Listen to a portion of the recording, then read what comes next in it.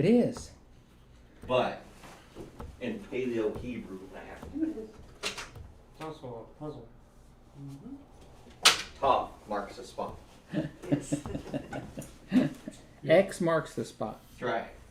Which is to say, we're all looking for a cross in life. Shabbat shalom. Shabbat shalom. Okay. Turn off your phones, everybody. You don't have to turn them off. Oh, just turn them down. You can stomp them if you want to. I silence them. Silence yourself. My ringtone is all the way down. Yeah, I don't know what that picture is. I didn't have enough time to. That's in Elijah's cup, isn't it? It probably is. I don't know. It was a nice Or it picture. could be a Hamdalah. Oh, the cup for, yeah, It could be a Hamdalah cup. I don't know. There's lots of traditions there. the cup for Elijah, the empty cup for Elijah. Mm-hmm. But they also have one for Hamdalah. Shabbat. It's kind of modern because of the peace sign over there. Oh yeah. I didn't see that until you said that. It was from John Parsons.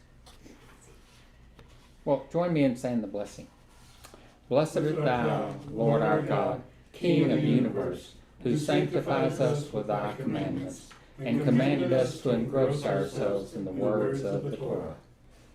And in Hebrew, Baruch atah Adonai Eloheinu melech haolam, asher kedeshanu b'mitzvotav v'tzavanu la'asot b'divrei Torah. Okay, well, I have this little deal here this morning. Yay. We were talking about Proverbs 6:20. 6:20. 3. Well, through 23. Sure. I'm just going through, I think 24. Hebrew. But it's, my son, keep your father's commandment and forsake not your mother's teaching. For the commandment is a lamp, and the teaching is a light, and the reproofs of discipline are the way of life. Bind them on your heart always. Tie them around your neck, to preserve you from the evil woman, from the smooth tongue of the adulteress. When you talk, they will lead you, and when you lie down, they will watch over you, and when you awake, they will talk with you. Do not desire her beauty in your heart, and do not let her capture you with her eyelashes. Now, who is the adulteress and the evil woman? Sin. Sin. Yeah, it's the, in Revelation it says the woman was taken, the woman is the church. God is coming back for his bride. And so the adulterous woman is people that fall away from their belief from God. And so he's saying, don't join them. I don't subscribe to them heavily, but there's a thing called gotquestions.org. Uh-huh.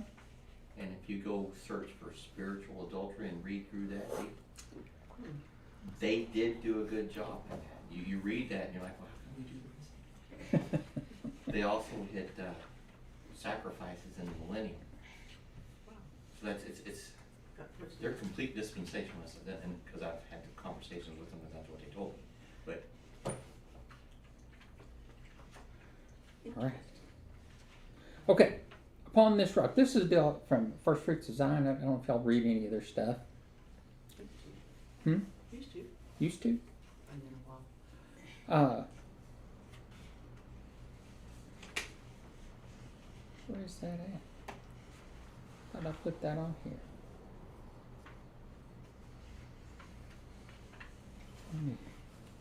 Let me escape from that. It's there. Well, I guess it does so good.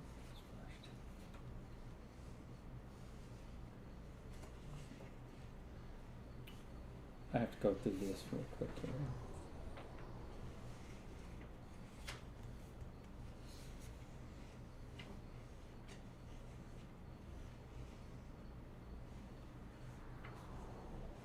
did you do that because we didn't go ooh? No, I didn't have anything to do with that.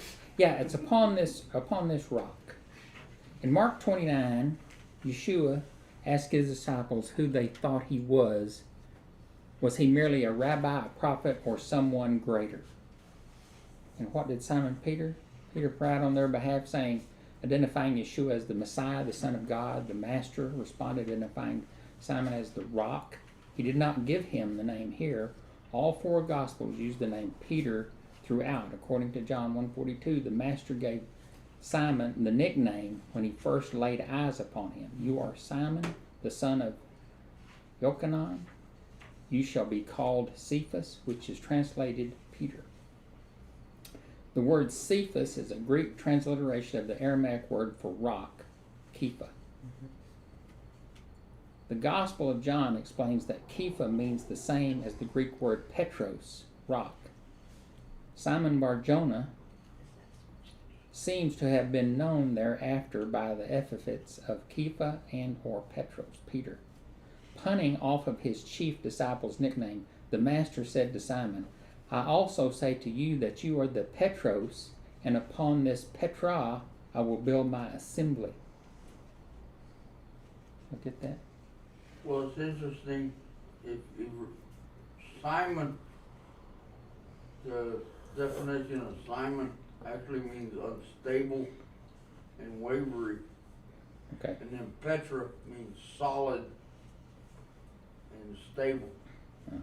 Much has been made of the wordplay between Greek and Petra, the Greek Petros and Petra. But how is such a wordplay possible if Yeshua spoke Hebrew or Aramaic? The Greek word Petra appeared as a common loan word in Rabbinic Hebrew. Simon probably answered to both Petros and Kepha as the first to make an explicit confession of faith in the messianic identity of Yeshua. The Master's words appear to allude to an old parable about Abraham. Do y'all like old parables? Yes. Once there was a king who sought to build a palace. He began to dig, going further down to lay the foundation, but he found only swampy soil, and so it was in many places. He was not able to build until he dug in one place, and there he found a bed of rock, Petra. Thus he said, I am building and placing foundations here, and he built. So too the Holy One, blessed be he, sought to create the world. He was setting and scrutinizing the generations of Enosh and the generation of the flood, and he said, For what shall I create the world, and let those wicked men arise and vex me? But when the Holy One, blessed be he, saw Abraham arise in the future, he said, Behold, I have found rock to build upon and to lay the foundation of the world. Thus he called Abraham rock, as it says in Isaiah 51:1-2, Look to the rock from which you were hewn, and he called Israel rocks. The parable uses the Greek Petra in Hebrew as a loan word and identifies Abraham as the Petra upon which Yahweh founded the world. The parable is also similar to Matthew 16:18, that the two texts must be related. So, was Yeshua, referring back to a parable about the rock? In other words, he says, upon this rock. Of course, we know the rock he was talking about was the rock of faith in him. But, in a way, they were all familiar with the parables that the rabbis taught from. So, the 19th century Messianic Jewish commentator Rabbi Lichtenstein explains that Peter was the first to proclaim Messiah to the Jewish people and the first to proclaim the gospel to the Gentiles. He founded the first community of Yeshua followers in Jerusalem, and he laid the foundation for the work among the Gentiles at the house of Cornelius.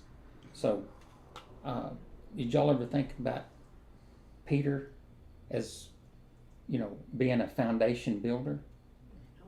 You're right, when you read out Cornelius. For a long part of my time, I was understanding Peter as the rock the church was built on, but that's not what I believe anymore. No, of which you shouldn't. But you can extrapolate that from the Cornelius incident. That's probably what they did. Mm-hmm. I didn't realize that he would, it didn't dawn on me that he was the one that laid the foundation for the Hebrews, but I knew he had done it for the Gentiles.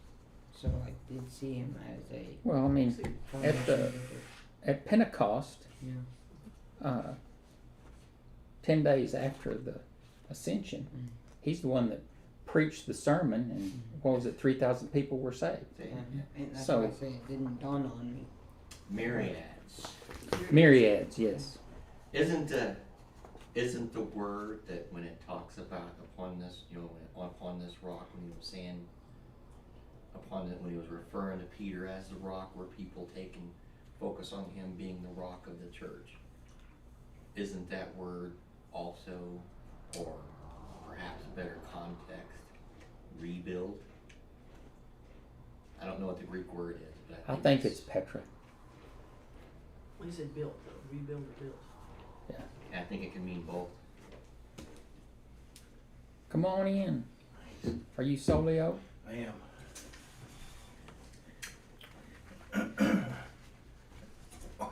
Like my cousin was telling me one time, he said, I didn't forget your birthday. I just wished I'd remembered sooner. Okay. So, are you saying that the children of Israel were called rocks? Yes, the children of Israel. I mean, all the people that came before us built the foundation on which we stand. Is that not true? Yeah.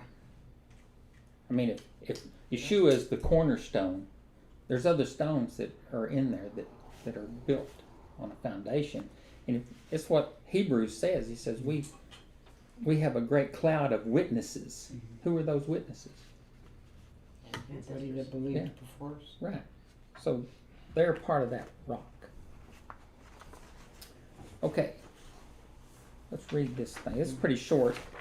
I've spaced it out so it looks like it's long, but did you want one of these? Okay. So, Deuteronomy 31, 1 through 3. So Moses continued to speak these words to all Israel, and he said to them, I am 120 years old today. I am no longer able to go out and come in. The Lord has said to me, you shall not go over this Jordan. The Lord your God himself will go over before you. He will destroy these nations before you, so that you shall dispossess them, and Joshua will go over at your head, as the Lord has spoken.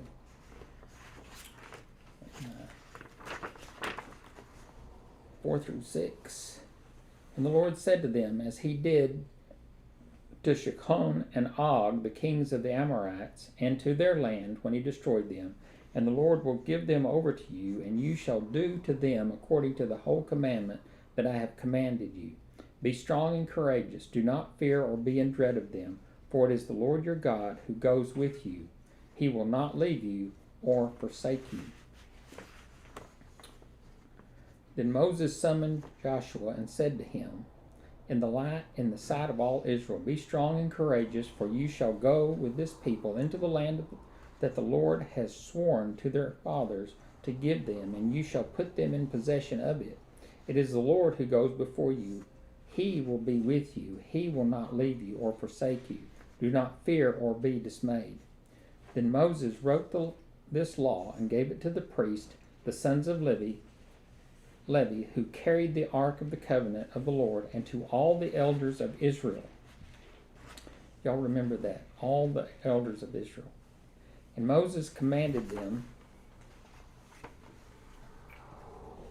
at the end of every 7 years, at the set time in the year of release, at the feast of booths, when all Israel comes to appear before the Lord your God at the place that he will choose, you shall read this law before all Israel in their hearing.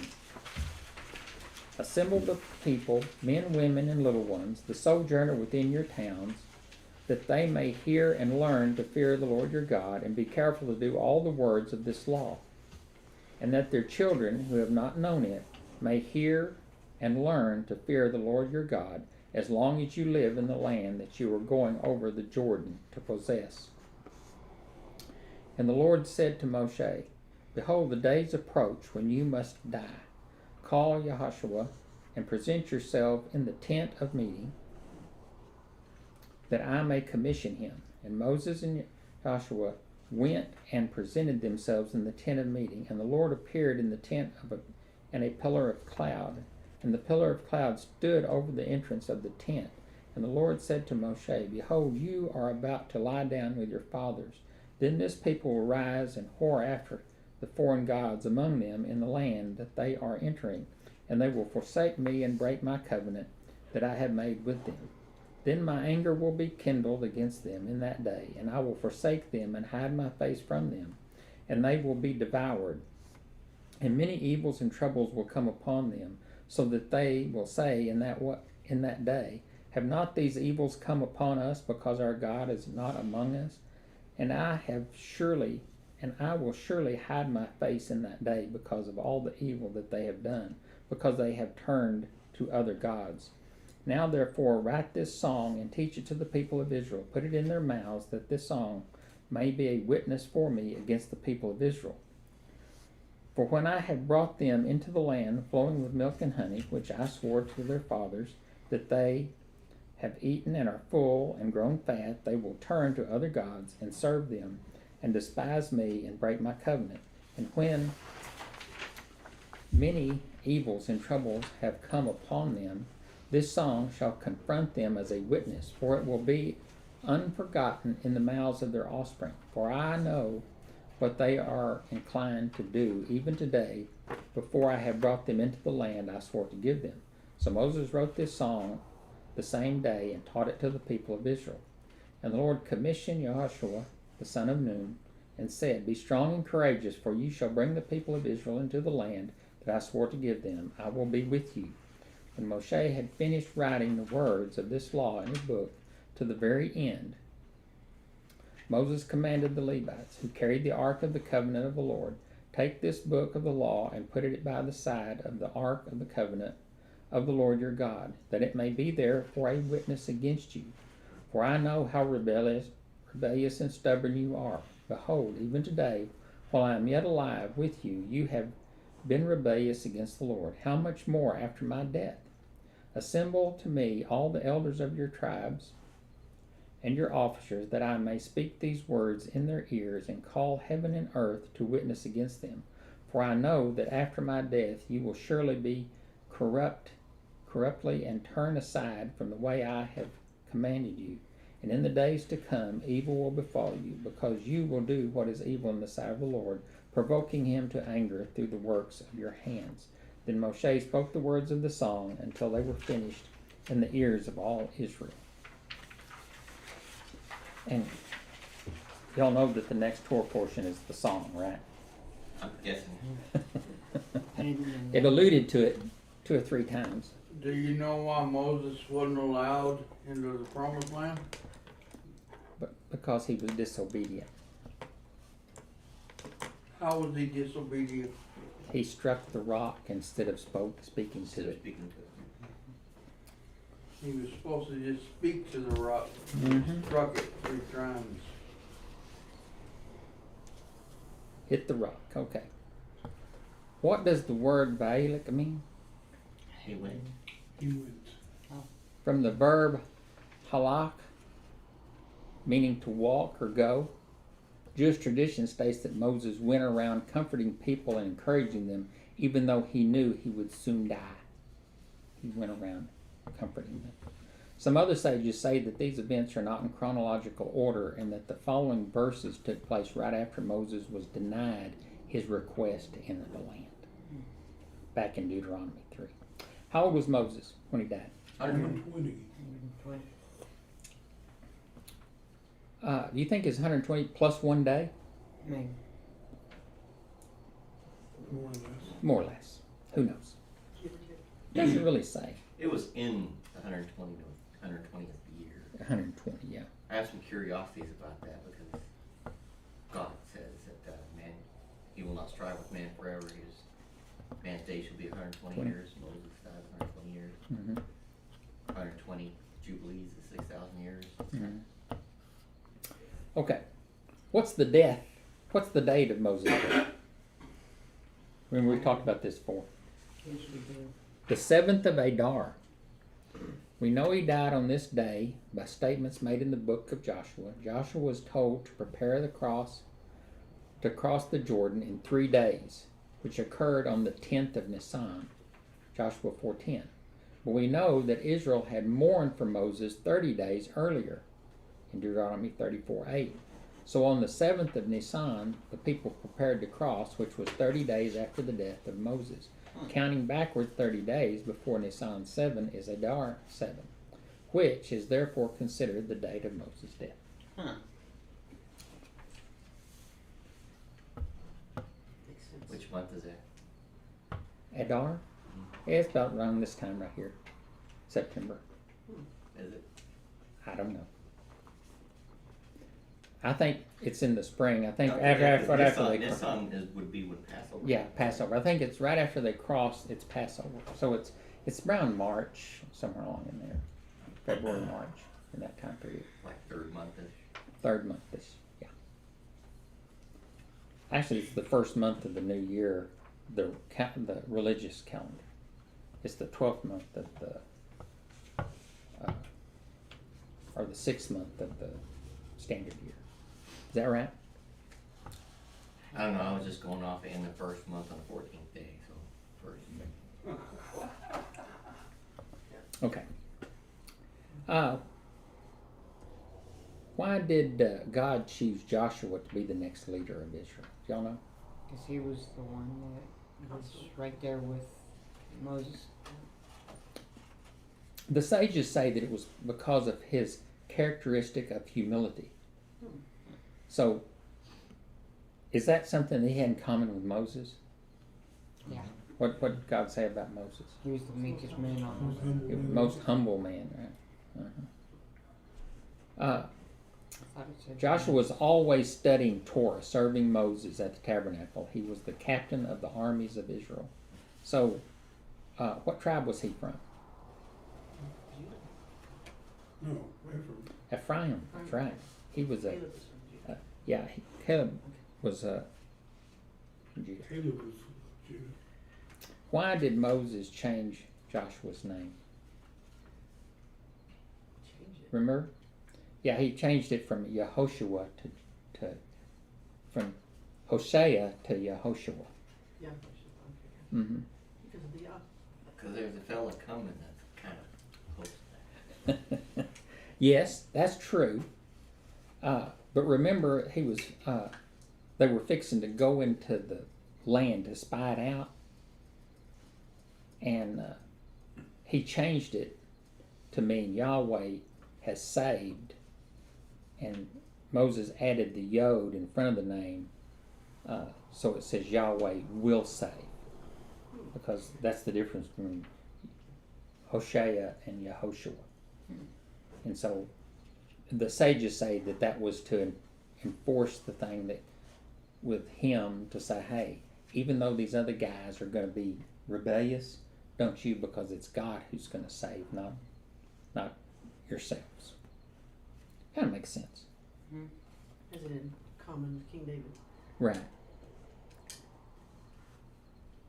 So what did, in 31:3-5, what did Moses say to the elders about their entry into the land?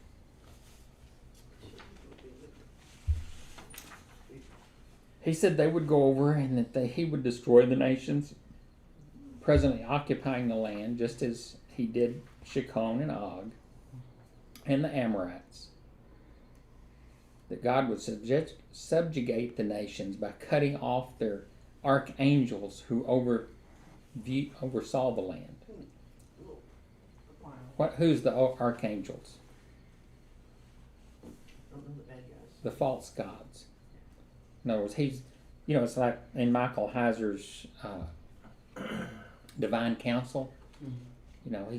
He says God put angels in charge of sections of the earth. And he said they rebelled and guided the people away from him to themselves. They wanted the worship. And so that's the reason he has to destroy all the gods to prove that they're non-gods. That's a Michael Heiserism. They will not leave you nor forsake you. Yeah. Was the warfare necessary? Could God have just killed them all? Yeah. Kind of like when Hezekiah was being attacked by Sennacherib or whatever his name was, and he said, "You know, where you and 186,000 of his men just died. He went on back home." Could God could do that, right? Yeah. But why was it necessary for them to fight the battles? Give them a sense of responsibility, Yeah, a sense So of they belonging, felt a like they sense earned of, right. He had a promise that he would not fail nor forsake you. So in other words, it was written in the singular, saying, "I won't fail you," whether it's as a group or individually. So he was trying to reinforce the individual. I can do all things through Christ who strengthens me. so That's that right. they maybe wouldn't go off thinking I can do what I wanna do, cause he'll take care of it. I need him to help. But you know, in Judges, when they first enter the land, what's the first thing that happens? Circumcised. Well, no, in the war. The guy takes the Yeah. stuff that God said not to take. Yeah, he took some gold and buried it in Oh, yeah, Achan, Achan. Yeah. at the Battle of Ai. Mhm. So, what did Moses say to Joshua for all the people? He told him, "Kazak ve'amatz, be strong and brave, because the Lord will be with him, would not leave him or forsake him." And the Hebrew phrase is lo terah ve'lo takat. Do not be afraid or dismayed. This is the same message Moses gave to the nation and to the people just before the public commissioning. It's also in the New Testament, I will not leave you nor forsake you even to the end of the age. Right. So, whom did Moses give the scroll of the law? The elders, Gave it to the Levites. the Levites, and the elders. And He then gave put it it to, beside to the the, priests and to the sons of Levi. Mm-hmm. Okay. So Moses gave the writings to the Levites, to the elders of Israel. Jewish tradition states that Moses wrote 13 Torah scrolls and gave one to each tribe. He placed one in or near the Ark of the Covenant as a testimony and a master version.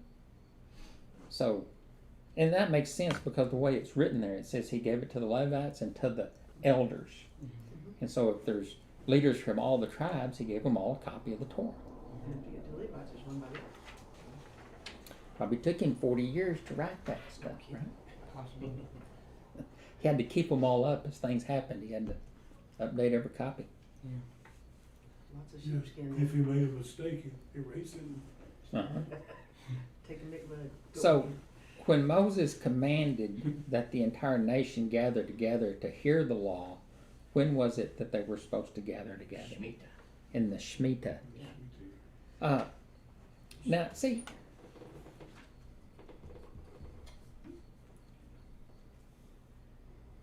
they're going to synagogue, right? And they're supposed to be walking out the Torah. But did they do that at that period in time?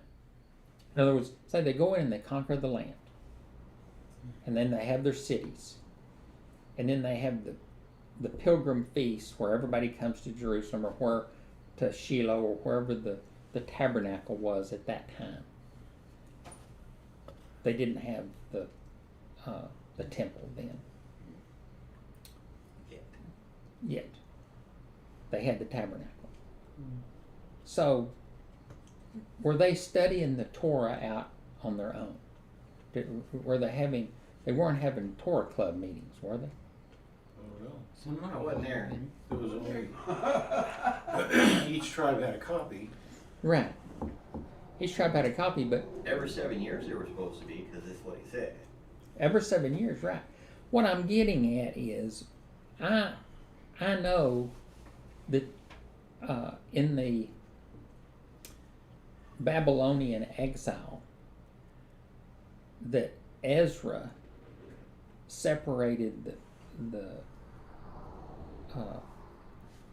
Torah and the prophets into the current reading portions, and they started studying the Torah in dispersion then. And, around 600 BC to 500 BC is when all that was started. And so from that time forward, they kept that tradition. Even when they returned, they kept the Torah study. But I don't think it existed before then, that they didn't, the individuals were supposed to teach their children, but they didn't have an organized, synagogues in every city, and they met and all that kind of stuff until afterwards. Now that's my opinion. I don't know that, but that's what I'm. I think they would have to. Otherwise, how would they know what to teach their children if they didn't have a way of learning it themselves? Well, that's what I'm saying. Before, for the 369 years before Saul became king, they weren't keeping Shemitah. They weren't letting the land have its and all that kind of stuff. They weren't following it. And that was the big rub that God had with them. Okay. And when they made Saul king, he said, they're not rejecting. He told Samuel, they're not rejecting you, they're rejecting me. Mm-hmm. They've been on this course all along. Is what he was saying. But it alluded to one of these days you're going to appoint a king over you. So God already knew that they were going to have a king. But that's a piece of the puzzle where he says, well, you're going to have a king, and you can see how all that dovetailed in to the nation and Yeshua as king. So without all that stuff happening,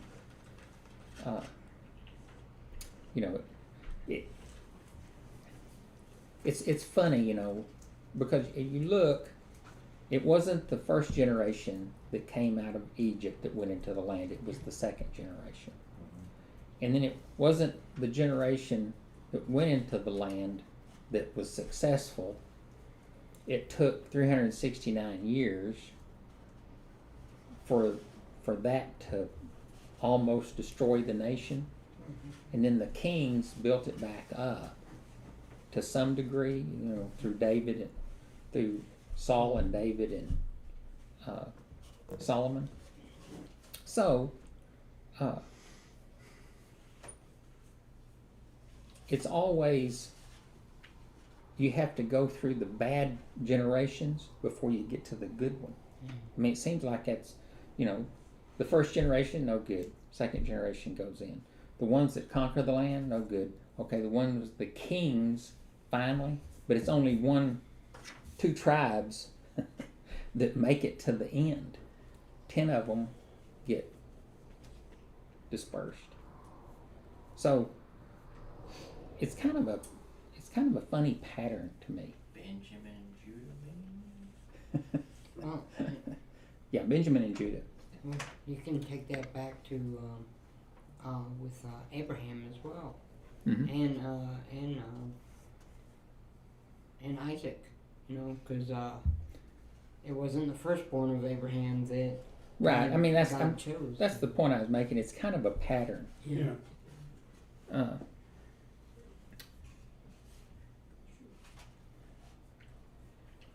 Okay, what did God say that he would do when the people broke covenant with him by whoring after other gods?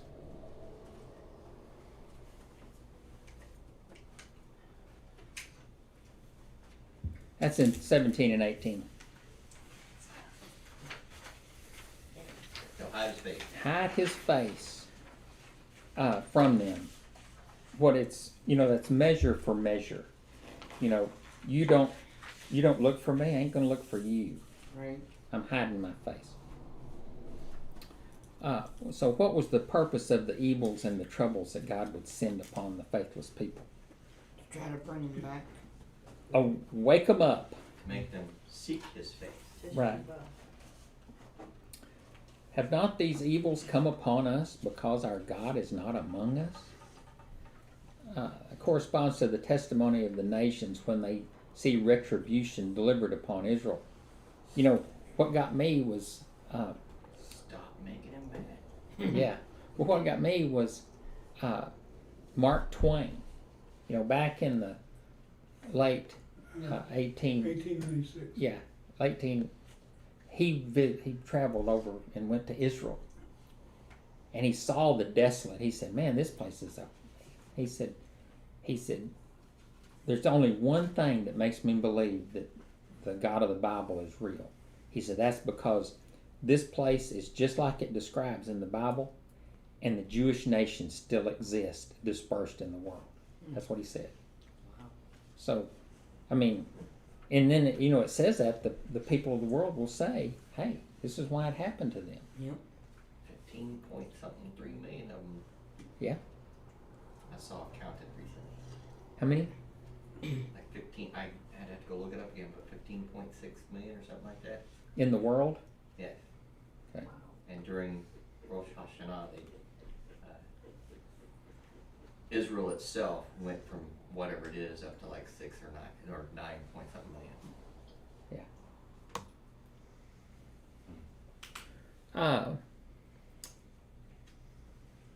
So what was Moses told to do in response to God's revelation in 31, 19, and 22? Is that where he was supposed to take Joshua Teach him a into song. the tent of meeting? No. Teach him a song. He's supposed to teach him a song. You know, it's really kind of cool, you know, because you remember stuff when you learn it as a song. Mm-hmm. You know? That's Is this the song that does? Probably about the easiest way to learn the blessing. Mm-hmm. Yeah. It just sung out. So he was supposed to, and the song it's called Ha Hazino. The Jewish tradition considers 31:19 to be the commandment for each Jew to write a Torah scroll. It is written in the plural. So, do you think everybody should write their Torah scroll? Kings are commanded. Kings are commanded. What does 19 say?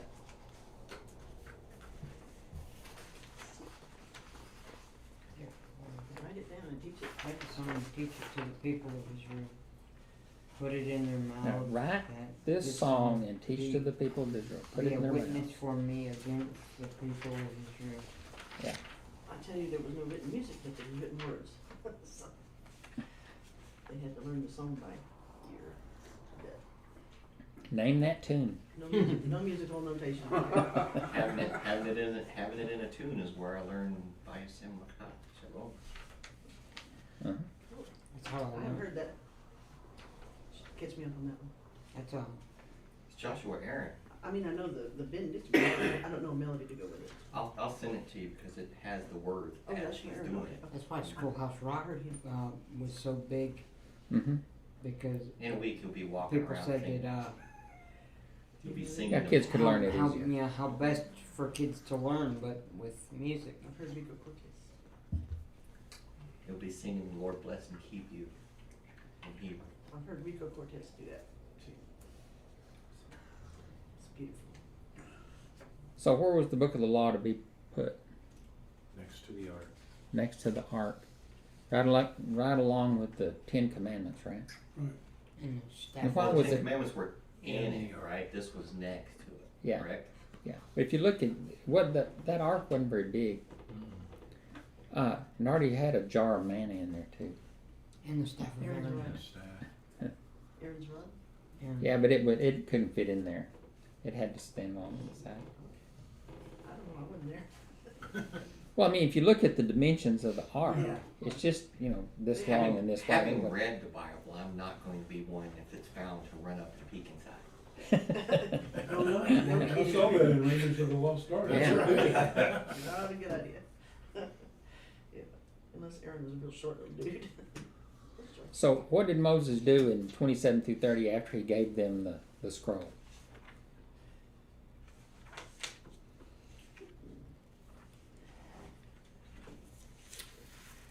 He warned them. He rebuked them. Remember we learned that word about rebuke?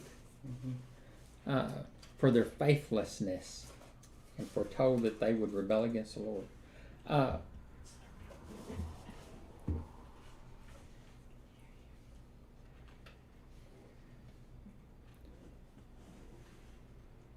I'm conflicted about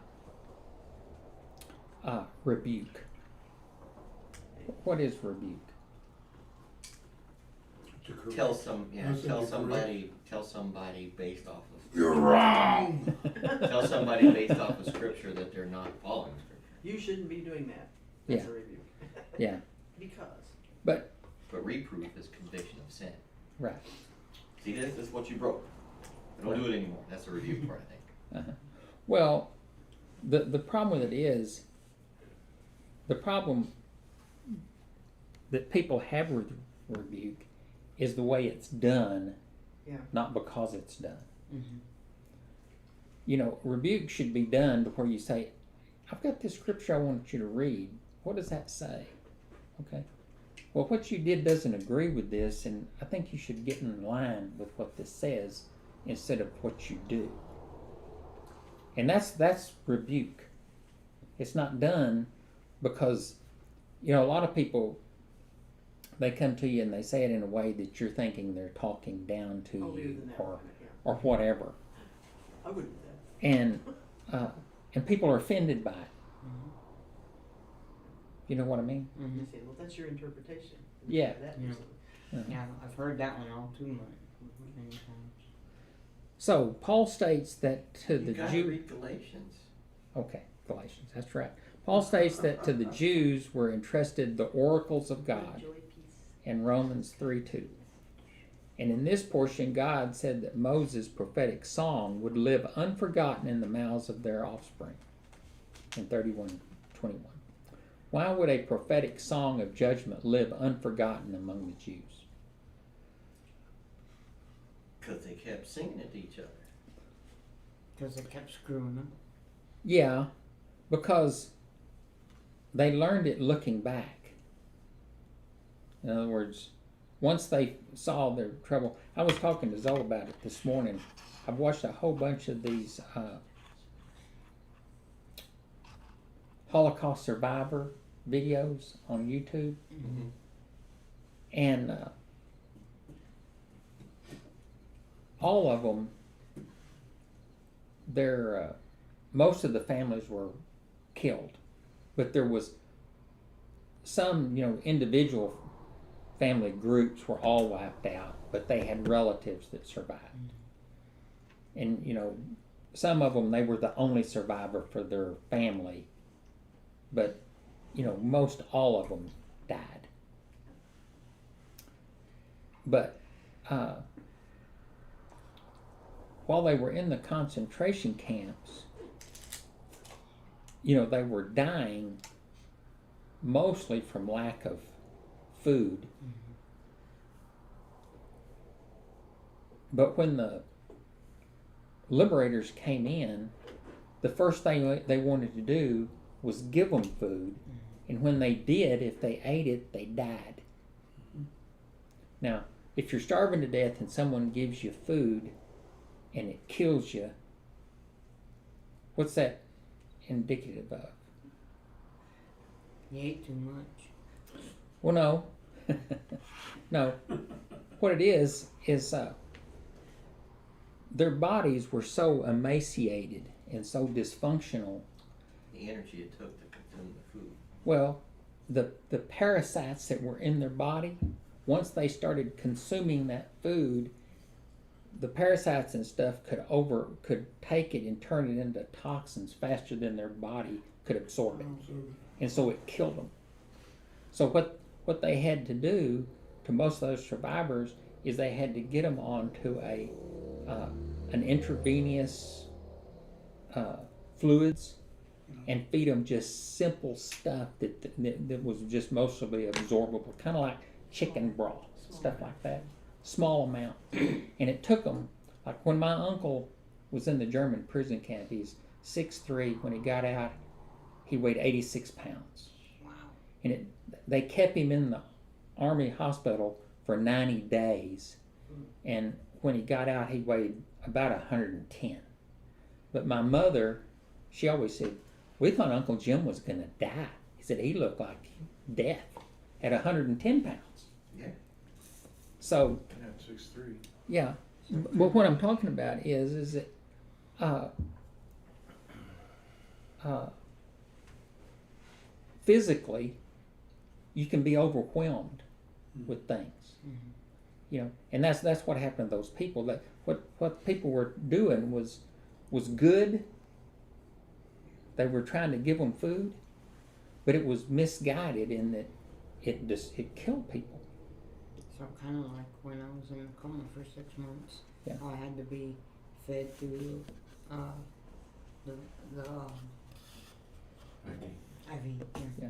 Well, the point I'm trying to make is that looking back, these people saw what was going on, and they're going back learning the song as a reminder that they wouldn't, you know, what we have to do to live and not die. And that's what the song is telling them. The song is a song of rebuke for leaving God. But I often, I've thought this: why did the food that they got, why did it not kill them? Because they were accustomed, that was what their body was accustomed to getting. Well, it was what they were accustomed to getting, but if you listen to their accounts, they were getting a piece of bread, one piece of bread, and some water 2 times a day. Wow. And most of them said that they were pretty sure that the bread didn't have much wheat flour in it, that it was mostly sawdust, Wow. which the sawdust, you know, just passed on through them. Good source of fiber. That's like. Well, what I'm getting at is that they weren't getting any Any nourishment. any nourishment. But the ones that survived were the toughest ones mentally. And every witness that you hear, they said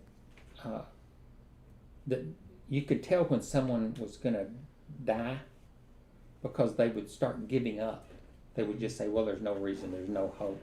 And he said once they lost that, said it would be just within the day they would be gone. Because he said your bodies and your mental, you couldn't withstand it if you didn't have a tough mental attitude. The spirit got broken. And then Yeah, once the spirit was broken. those that were living off hate and everything, they did survive. Well, you know, none of them in there, they said that nobody ever mentions hate. They mention a lot of times that they couldn't understand why they were doing it. You know, because they said, you know, we're human beings, but they treated us worse than they would animals. You know, and so they were confused about, you know, how. And it's like I was telling Zoe, I said, you know, after World War I, all the powers of the world persecuted Germany, and they took away their land, and they made them pay reparations. They made them pay, you know, England and France and all the countries around said, you have to pay us back for all the money we spent defeating you. And so for 13 years until Hitler came to power, they were starving to death in Germany. They had hyperinflation, no work. Everything was bad for 13 years. A barrel full of money just to buy a loaf of bread, Loaf of like bread. Scripture says. Right. Well, but the point being is that when Hitler came to power, he hated the Jews and blamed them because in all the country, they were the ones that were successful. God blessed him. Yes, God blessed them, but they knew how to survive. They had been surviving in the world for 2,000 years. He had dispersed for a long time. Right. And they were survivors. And he could see it and he blamed them. And so the whole country was in such a mental state that blaming them was easy. It was really Funny easy. thing was, he wasn't even German, Yeah. he was Austrian. Well, but Austria and was part of he Germany. was only about 5 foot tall, but he wanted to create a super race of 6 foot tall, blonde hair, blue eyed. He was 5 foot tall, had black hair and hazel eyes. He wanted to Changed create his name. the Aryans. Okay, one last question here. In Romans 11, have y'all read Romans 11? Do you know what it's about? It's the partial hardening of Israel would result in the opportunity for the Gentiles to turn to God. The olive tree metaphor, how Christians are related to ethnic Israel. In other words, we're the wild olive branch, they're the natural olive. So, how is it? How is it that the natural, the wild olives tree is being grafted into the olive tree? Messianic roots. How's it what? I'm saying, how are the Jews not believing in Yeshua bringing the Gentiles into Yeshua? I mean, how does that work? What's the meaning of that? The roots. You know, they are blinded for a little while we believe. But in my estimation of the way things are, both sides are corrupt. Mm-hmm. I agree. Well, and I think that's the piece of, this is happening. Be humble with this happening. Because if you boast in it, don't think that you can't be yanked right back out of it, and the former grafted back in. Right. Like, I mean, some of the complications, Mr. Schul is explaining that people that actually raise trees and do things like that, you wouldn't go graft wild into new. You would go the other way. You would graft cultivated into the wild, because the wild has stronger roots. But the original was the tree root itself. Yes, where the Everybody roots- is a part of the truth. I mean, the root is the Jewish, and I would say the branches are the Gentiles. We're reaching for the light, but we don't really know where it's founded, and then they have the foundation, so we're brought together. The root is what feeds everybody. That's right. Well, they need the light. Regardless. The light is photosynthesis. Yeah, Everybody regardless needs of the whether you're part of the cultivated tree or part of the grafted in, we all feed from the same root. That's right. Is that where you're trying to get at? Well, yes and no. We tried. No, I'm just trying to get the understanding of why this had to happen to the Jewish people and how it affected us that were non-Jewish. In other words, you know, back in the time of Paul, there was no difference in a Christian and a Jew except one believed in Yeshua as their Savior. That's right. Mhm. Everything else was the same. It wasn't until about 300 years after the death of I understand that. What I'm getting at is, how did we get from Paul's Christianity to our Christianity? corruptedness. That's what I'm getting. How does Religious people. is the blindness growing? Yes. I should hope it's My coming back. opinion of that is pride is Mhm. how we got there. Yeah. The very thing that Paul warns against, as in boasting in what we have, is the very thing that caused us to get where we're at. Right. Is what I think. Well, God's doing I it think then. that they were so full of pride that we have this now, and then Satan has a couple of revolts and makes some people mad and gets them mad, you know, sows a little bit of strife in between them, throws in a few tears and makes them mad, and now they instead of Christians and Jews, instead of working together, opposed each other and don't want anything to do with the other's traditions, biblical or not. Well, God's done it's so. it's a hard kind of mystery to me. I mean, I understand that it's happened. I see what's going on. I know that it says, in the end, all Israel will be saved. and all Israel is the Jewish nation and the Christian nations. But it also says that we're to make the Jewish people jealous. Yeah. And we aren't. Are we? Yes, we are. The more we study Torah and everything, that makes them jealous. Is, hey, that's our religion. Why are you doing it for? That's right. And you know, that's one of the points. You know, when you go, when I went to Hayuvel, that's one of the things that, you know, they're out there working with the farmers, with the people, with the rabbis, with everybody. And one of the questions they keep asking people is, why do you want to keep the Torah? And we just say, well, it's God's word. It's what He commands us to do. And they said, well, that's not what your rabbi says. And I said, well, yeah, it is what He commands us to do. A lot of people don't believe it, but that's what He commands us to do. And, you know, they're just shaking their heads. So when they say that's not what your rabbi says, they're referring to Jesus. Yeshua. Yeah. And actually, Matt 23:1, he said, Okay, so let's get into the hiding of the face. The phrase Hester Panim means hiding of the face. It is often used in discussing the book of Esther, where God's name isn't mentioned even once, yet hidden presence is realized in the outcome of the story. Okay, unlike the happy thought that Hester Panim refers to in God's hidden providence for good, in the case of Hester Panim refers to a terrifying prospect of the withdrawal of the divine presence itself. In other words, here, you know, in our Torah portion, it states that God says, you know, if you don't seek me, I'll turn my face, I'll hide my face from you in that day. So, do y'all see in today's world God's divine presence being withdrawn? Yes. Yes. With no question. Without question. Mr. Opinion over there.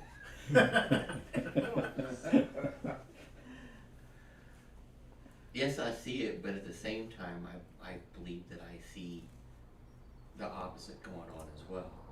Yes. There's also tons that I'm seeing, you know, one for Israel, they're speaking and showing tons and tons and tons of Jewish folks, even PhD holding atheist scientist Jewish folks, Right.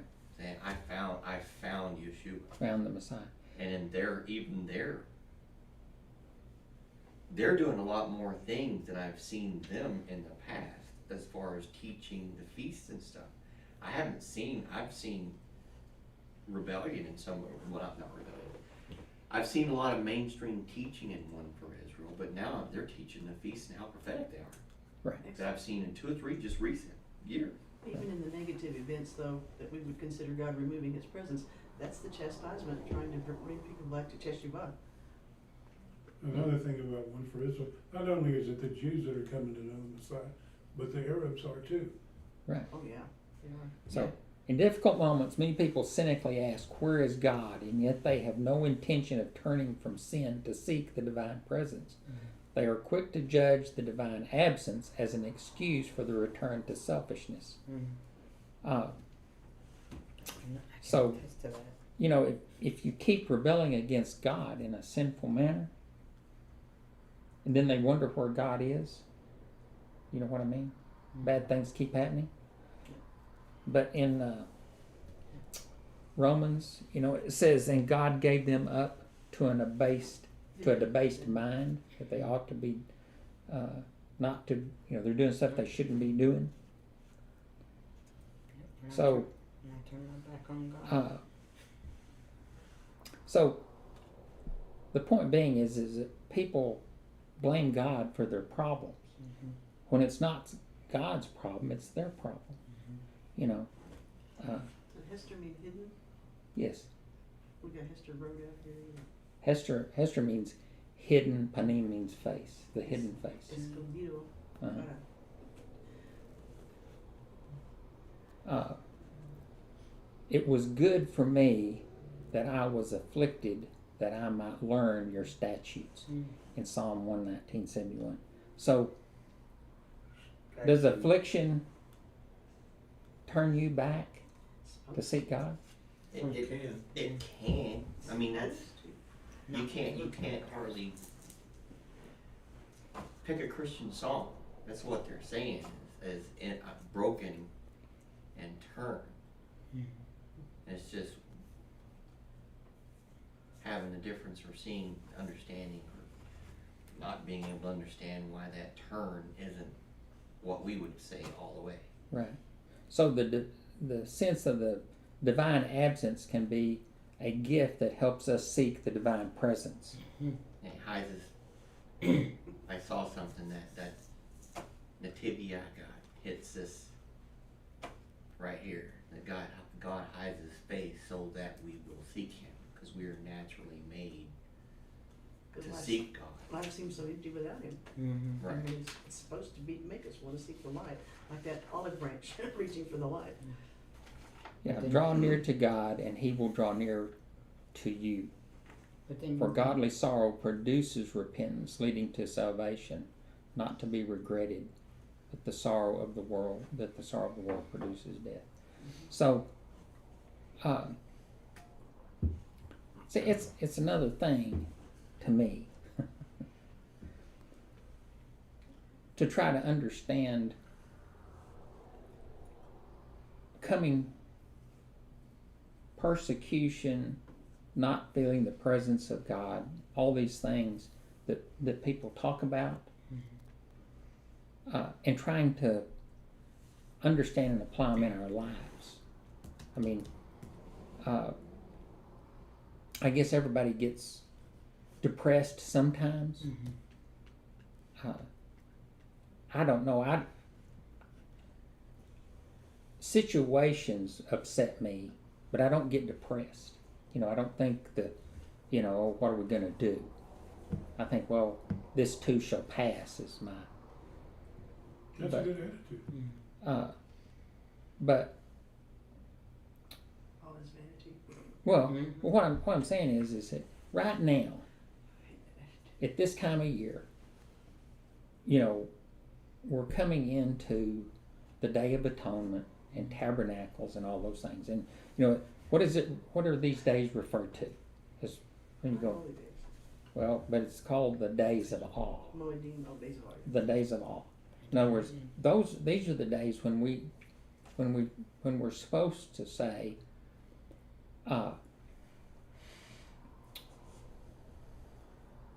what have I done that I need to repent from? And how am I going to make sure that I stay on that path? Clean house. Yeah. Clean heart. I do that daily. well, everybody has to do it daily. Seek the Lord while he may be found. Call on him while he is near. Let the wicked forsake his way, and the unrighteous man his thoughts, and let him return to Yahweh, that he may have compassion on him, and to our God, for he will have abundantly pardon. So, what I'm getting at is,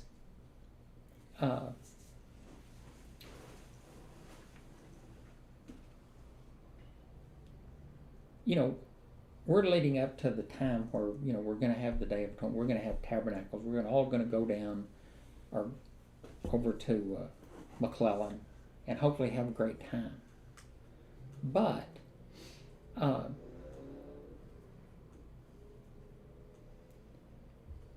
it's almost like we're all here, but we're going to go way over there to have a good time. If you go to Israel, I'm not so sure that, I don't mean that we're not all gonna have a good time. I'm just, what, the lessons that we're supposed to learn, right? Right. Because I think this is supposed to take us back to, I brought you out of the wilderness. I took care of you through the wilderness. Your clothes didn't wear out, your shoes didn't wear out. Go back and remember those things. Remember who God is. right? So not, You're missing the point I'm saying is we go over there and we spend a week having Bible study and learning about what's going on. yes. Okay, so which to us is a good time. When you go to Israel, they all make a sukkah out next to their house. That everywhere you go, there's a, and they're going out and they're spending the night in the little sukkah. I mean, they're not pitching a tent or anything. They're getting some branches and stuff and making a little place to stay in. And they put a table and a lamp and stuff in there. But it's everybody in the whole community is doing it. It's that same type deal. And that's not necessarily the way it is inside the cities. It's more in Jerusalem city proper. You know, like in Jerusalem on Shabbat, the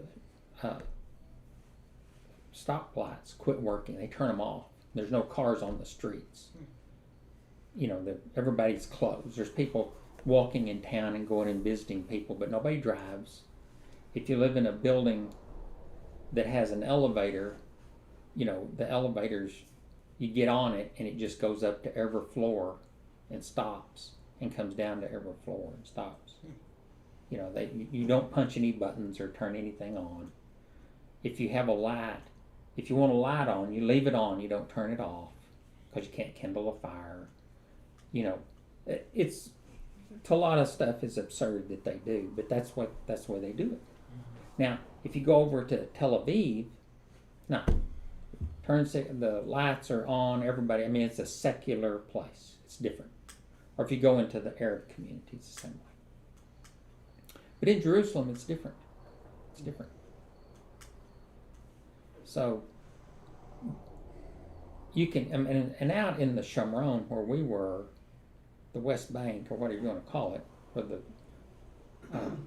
olives and the grapes and everything are growing, they are more adamant about keeping it than the people in town. I mean, they are really, yeah. So, but it just makes me think, or try to, what do you call it? Rationalize. Try to rationalize when it says that Yeshua will return, he will judge the nations, and he will rule the world with an iron scepter. I mean, I'm saying, what does that mean? How will it be? We might be under It'll the be law. his way or the other highway. Yes. We might Well, be under the law. I understand that. I'm just saying. I'm just trying to get to the point How where, dare you? you know, it says, "Let us wait for the Lord, who is hiding his face from the house of Jacob in hope of him." How do we live our lives? How are we? Bless you. You know, the way I see it, I want it to be that when the Lord returns, that it's a good thing. Not Isaiah 87. Yes, okay. Yeah, And not only a good thing, but a joy. a joy. That's what I'm getting about. I mean, it's our attitude. It's about what you learn in the Scripture, what you learn in history. The bad times like World War II and all the things that happen, leading up to what's going to happen. It's not only a historical perspective, but what it's going to be. A lot of it's a lack of our understanding of the way we were raised. It was always, we Christians are going to be raptured out of here, and then those poor Jews are gonna have to suffer. Right. Well, what if that's not necessary? Uh-huh. It's not. Okay. Well, what I'm talking about is that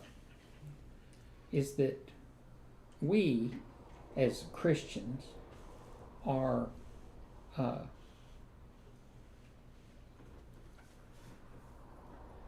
on the path of teshuvah, on the path of repentance, and turning from the world following Yeshua, following the scriptures. So that's what this Torah portion. Next week, the Song of Moses, and then there's one more. So we've got 2 Torah portions before the end of the book. So, into the Torah, what do you call it? Cycle. So, the point being is that I want it to be different. You know, it's kind of like Alan and I were talking, and he said, I want it to be different. I want us to be closer together. I want us to be a more cohesive group. Not that we're not, but that we have room for improvement, so to speak. So, Everybody has room for improvement except for what? she No, couldn't make it perfect. small. I'm perfectly broken. Perfectly broken. Okay, well I just have this one last thing.